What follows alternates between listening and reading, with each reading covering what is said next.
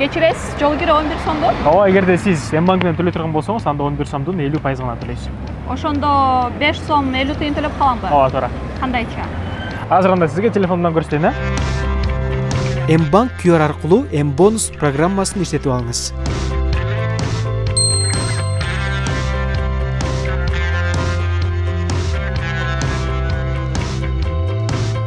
М-банктын негизги экранында QR код сканерин ачыңыз. QR кодду сканерлеңиз. Төлөмдү ырастаңыз.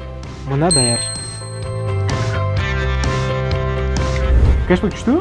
Ооба, бул жол киреге эле колдонулат да, Жок, эгерде сиз башка товарларды ала турган болсоңуз, же башка кызматтарды колдонгон болсоңуз, анда сиз бонус менен дагы пайдалансаңыз болот. Бонус деген жакка кирип көрүңүз.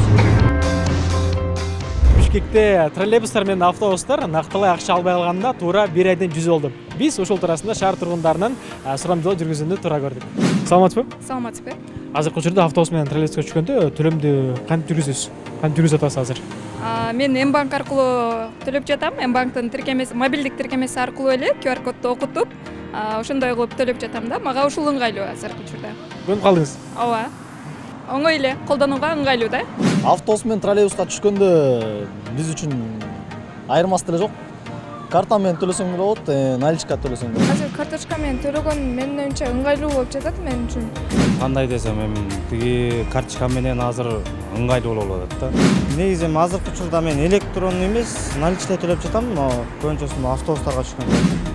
Мен азыр автобуска түшкөндөн акча менен төлөп атам. Карточка менен легче болот го дома. Анткени обычно, когда наличными платишь, там сдачи, иногда денег не хватает, чтобы дать сдачи, иногда случается, что приходится ждать, и так водителю тяжелее. Думаю, карточкой будет легче. Мен М-банк аркылуу төлөп жатам. Анткени ыңгайлуу болот экен, 11 сомдун ордуна 5 сом ошо жарым акчасын эле төлөйт экенсиң да. М-бонус сиздин акчаңыз кайтарылат. Акция 1 октябрга чейин уланат.